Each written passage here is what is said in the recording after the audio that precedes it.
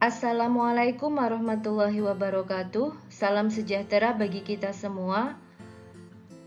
Halo guys, bertemu lagi dengan Bu Dewi Nursani dari SMA Negeri 1 Nalumsari Jepara. Sebelum memulai pelajaran, kita berdoa dulu yuk. Let's open our program by reciting Basmalah together. Bismillahirrahmanirrahim. Semoga pelajaran hari ini berjalan dengan lancar ya. Pada pertemuan kali ini, saya akan memulai membahas bab 3, pelaku ekonomi dalam kegiatan ekonomi. Tetapi, untuk pertemuan kali ini, saya hanya akan membahas tentang kegiatan ekonomi saja. Sehingga kompetensi dasar yang dituju adalah menganalisis peran pelaku ekonomi dalam kegiatan ekonomi dan menyajikan hasil analisis peran pelaku ekonomi dalam kegiatan ekonomi. Simak video ini sampai akhir ya guys. Kita awali dengan pengertian dari kegiatan ekonomi. Kegiatan ekonomi adalah kegiatan yang dilakukan manusia untuk mencapai kesejahteraan dalam hidupnya. Apa saja kegiatannya? Yaitu yang pertama adalah kegiatan produksi. Kegiatan yang menghasilkan barang atau jasa. Yang kedua adalah kegiatan distribusi, yaitu memindahkan atau mengantarkan, mendekatkan barang hasil produksi kepada konsumen. Dan yang ketiga adalah kegiatan konsumsi, yaitu kegiatan menghabiskan atau menggunakan suatu barang atau jasa. Nah, lebih detailnya apa itu produksi, distribusi, dan konsumsi akan kita bahas satu persatu ya guys. Kita awali dengan pengertian dari produksi. Produksi adalah kegiatan yang menambah faedah atau kegunaan suatu benda atau menciptakan benda baru sehingga lebih bermanfaat dalam memenuhi kebutuhannya. Sehingga produk yang dihasilkan dari suatu produksi itu dapat berbentuk barang ataupun jasa. Seperti itu ya. Nah, pihak yang melakukan kegiatan produksi disebut dengan produsen. Apa tujuan dari produksi? Tujuan dari produksi adalah memperoleh keuntungan maksimal. Dengan cara seperti apa agar keuntungan diperoleh secara maksimal? Dengan mengkombinasikan faktor produksi. Faktor produksi itu adalah input pada suatu produksi dan barang atau jasa itu adalah output. Jadi, barang atau output itu sangat tergantung dengan input atau faktor produksi. Selanjutnya akan kita bahas faktor produksi. Kita mulai dari faktor produksi. Apa saja faktor-faktor produksi yang berpengaruh terhadap hasil produk, barang maupun jasa? Yang pertama adalah SDA atau sumber daya alam. Sumber daya alam ini adalah seluruh hal yang dihasilkan oleh alam kita, baik dari hasil laut, hasil hutan, hasil tanah maupun udara. Nah, balas jasa dari SDA ini namanya adalah rent atau sewa. Faktor produksi yang kedua yaitu SDM, sumber daya manusia. Balas jasanya berupa wage atau upah atau gaji. Nah, faktor produksi yang ketiga yaitu modal. Ketika kita memiliki uang atau modal dan mungkin nanti kita tabung di bank, maka setiap bulan kita akan mendapatkan balas jasa yang berupa interest atau bunga. Nah, faktor produksi yang keempat yaitu kewirausahaan. Keahlian dalam mengelola seluruh faktor produksi. Balas jasanya ketika kita punya keahlian, maka kita akan mendapatkan laba atau profit. Nah, faktor-faktor produksi ini sangat berpengaruh terhadap produk yang akan dihasilkan oleh produsen. Produsen akan menghasilkan produk seperti apa? jenis produksi seperti apa? Nah, kita bahas selanjutnya. Nah, kita mulai pembahasan jenis produksi ya. Jenis produksi itu ada 3, jenis produksi primer, sekunder, dan tersier. Saya mulai dari jenis produksi yang primer. Jenis produksi primer yang pertama adalah ekstraktif. Ekstraktif adalah jenis produksi yang menggunakan kegiatan menggali, mengumpulkan, serta mengambil semua barang-barang yang bisa digunakan yang bersumber dari alam. Misalnya saja seperti penangkapan ikan yang dilakukan di laut. Nah, seperti ini yang gambar di layar ya. Penggalian maupun penambangan. Nah, misalnya menggali intan, emas, atau seperti juga yang digambar ini adalah pengambilan pasir di sungai. Ini adalah kegiatan kategori ekstraktif, mengambil apa adanya yang dari hasil alam. Nah, jenis produksi primer yang kedua yaitu agraris, yaitu jenis produksi yang pola kegiatannya bertujuan agar bisa memanfaatkan tanah dan mengolah alam agar bisa memperbanyak barang jadi dan menghasilkan barang-barang bermanfaat seperti peternakan. Nah, seperti yang ada di gambar ini, juga pertanian. Nah, seperti pertanian ini juga contohnya ada tambak maupun perkebunan. Jadi yang sifatnya mengolah alam itu namanya agraris. Tapi kalau sifatnya mengambil alam, mengambil hasil alam, namanya adalah ekstraktif. Sekali lagi, kalau mengambil hasil alam adalah ekstraktif, kalau mengolah alam namanya adalah agraris. Jenis produksi selanjutnya yaitu jenis produksi sekunder. Nah, yang termasuk dari jenis produksi sekunder ini adalah industri. Industri merupakan jenis produksi yang memanfaatkan lapangan pekerjaan dan mengolah bahan-bahan mentah lainnya yang bisa dijadikan sebagai barang yang jadi maupun jenis barang yang setengah jadi yang bisa digunakan untuk beragam keperluan. Nah, ini bisa dikelompokkan menjadi beragam industri ya guys, seperti industri makanan, industri sepatu, industri mobil, industri pakaian, dan lain-lain. Jenis produksi yang ketiga yaitu jenis produksi tersier. Yang termasuk jenis produksi tersier yang pertama adalah perdagangan. Perdagangan ini termasuk jenis produksi yang nantinya memiliki aktivitas di bidang pemindahan hak milik dari barang yang diperdagangkan dari produsen atau penghasil kepada konsumen. Kenapa bisa berpindah kepemilikannya?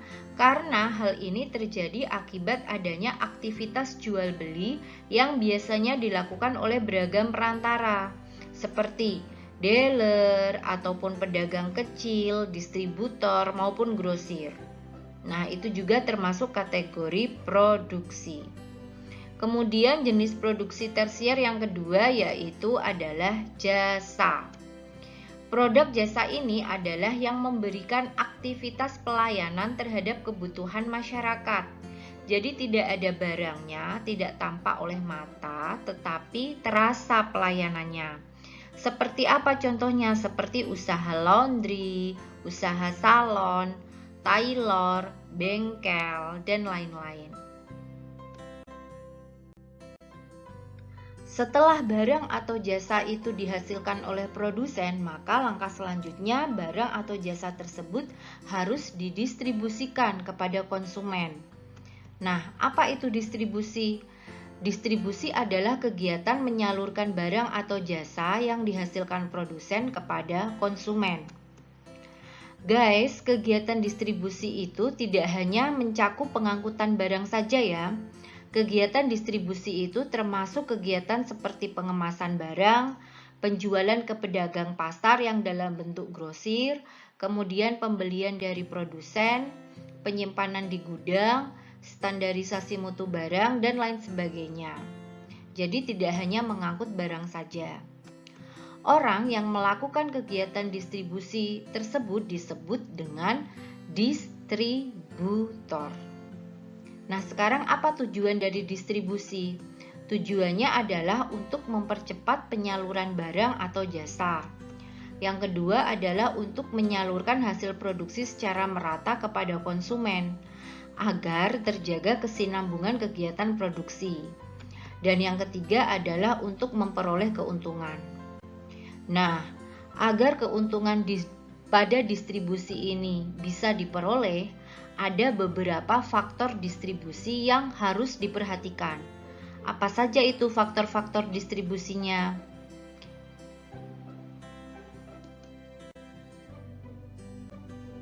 Adapun faktor-faktor distribusi yang akan sangat berpengaruh terhadap penyampaian barang itu ke tangan konsumen, yang pertama adalah produk itu sendiri. Misalnya saja nilai barangnya itu murah atau mahal. Itu juga akan berpengaruh bagaimana cara penyampaian atau transportasi apa yang akan digunakan untuk menyampaikan produk. Atau daya tahan barang itu tahan lama atau enggak. Bisa dikirim, misalnya menggunakan kapal laut nih. Kapal kan biasanya berbulan-bulan ya. Ketika sudah sampai itu nanti barangnya bisa digunakan apa enggak. Nah, daya tahan barang itu amat sangat menentukan alat transportasi yang digunakan untuk proses distribusi. Kemudian ada lagi ukuran barang. Barang itu ukurannya besar atau kecil. Jadi dia menggunakan alat seperti apa untuk mendistribusikannya. Nah, faktor produksi yang kedua yaitu pasar. Pasar dari produk tersebut.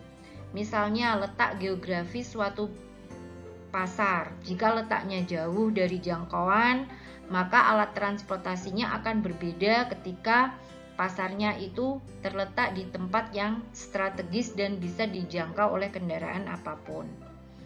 Kemudian jumlah pembeli juga akan menentukan proses distribusinya, karena jumlah pembeli itu akan menentukan alat angkut apa yang digunakan sampai ke pembeli. Jika jumlah pembelinya banyak, maka biasanya menggunakan alat angkut yang besar. Tapi jika pembelinya jumlahnya sedikit, maka alat angkut yang digunakannya pun tidak terlalu besar. Kemudian kebiasaan itu juga menentukan jenis distribusi. Misalnya adalah di bulan Ramadan, kebiasaan orang membeli takjil. Nah, maka pendistribusian barang-barang yang biasa digunakan pada bulan Ramadan ini berbeda dengan ketika didistribusikan pada saat tidak bulan Ramadan. Faktor distribusi yang ketiga yaitu produsen. Produsen sangat mempengaruhi pada faktor distribusi ini, biasanya pada masalah pendanaan, karena besar kecilnya dana yang dimiliki oleh produsen ini akan mempengaruhi jenis distribusi yang akan digunakan. Kemudian ada kegiatan pengawasan saluran. Semakin panjang salurannya atau semakin banyak pengawasannya, maka proses distribusinya pun akan berbeda-beda.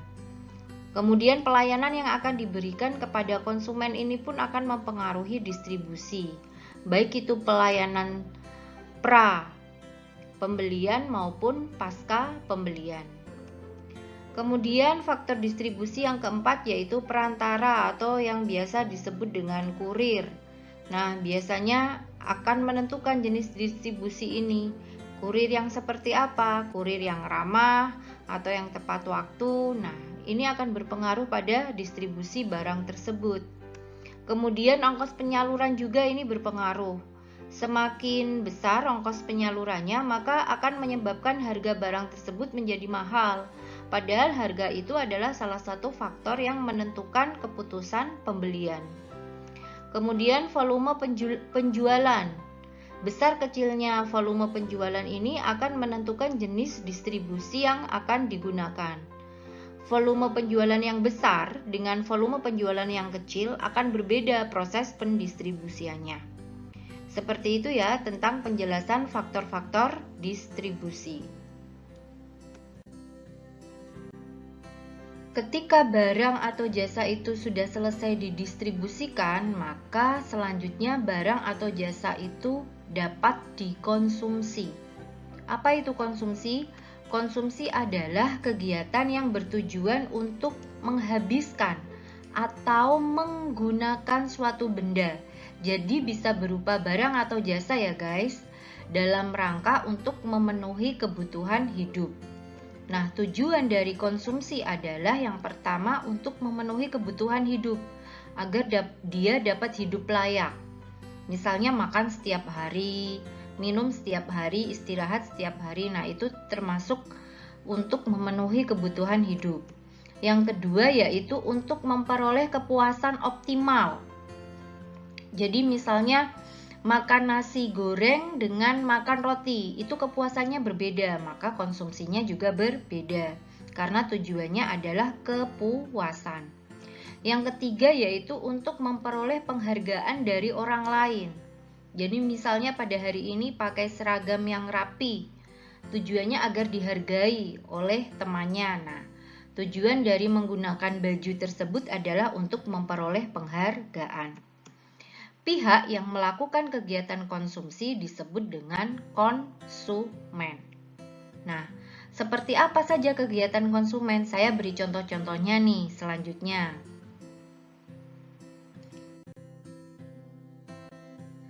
Nah, ini adalah contoh-contoh kegiatan konsumsi. Misalnya saja berupa makan, kemudian menggunakan baju seragam seperti ini.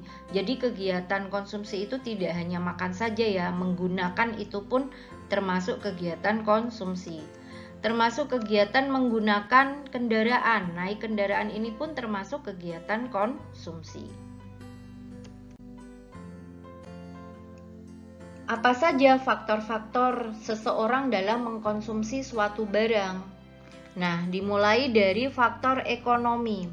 Faktor ekonomi yang pertama yaitu pendapatan. Pendapatan seseorang itu sangat berpengaruh terhadap jenis produk yang akan dikonsumsi. Misalnya saja teh. Harga teh itu ada yang satu gelas hanya 2.000, ada juga yang satu gelas harganya 20.000. Tetapi kenapa seseorang itu mampu membeli teh satu gelas dengan harga 20.000? Ya karena pendapatannya mampu untuk membelinya.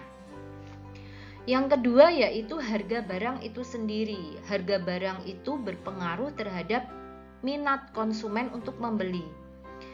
Ketika seorang produsen menetapkan suatu diskon, maka konsumen itu akan mencoba berpikir, berapa harga barang tersebut ketika didiskon? Nah, konsumen itu akan mencoba untuk mencari tahu, sesuai nggak dengan kemampuannya, bisa nggak kemampuan saya untuk membeli barang tersebut ketika sudah didiskon?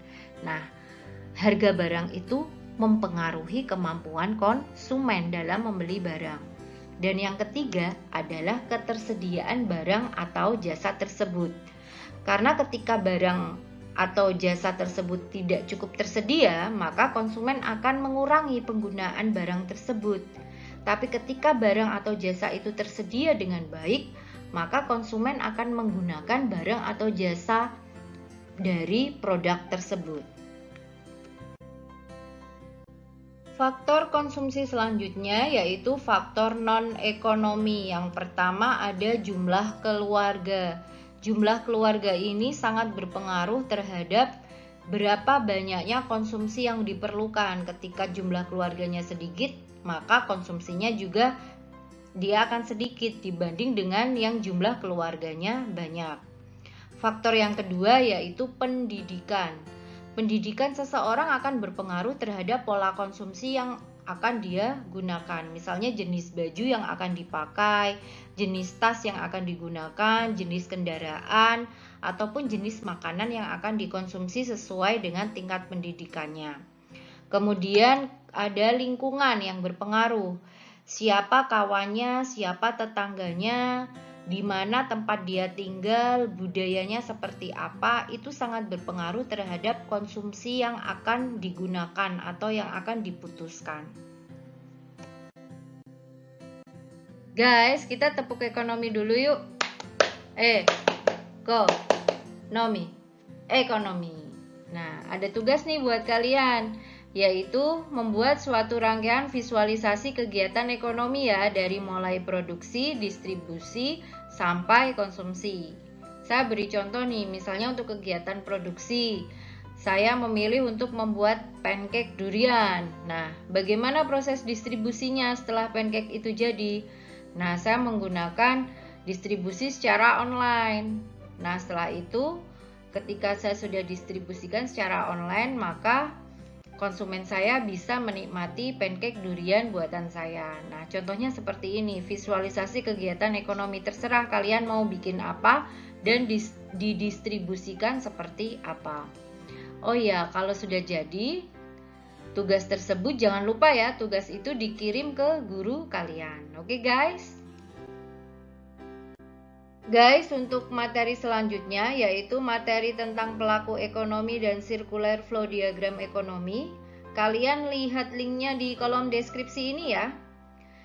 Terima kasih sudah menyimak video saya sampai akhir. Let's close our program by reciting Hamdalah together. Alhamdulillahirabbil alamin. Semoga pelajaran hari ini bermanfaat ya. Wassalamualaikum warahmatullahi wabarakatuh. Salam equilibrium.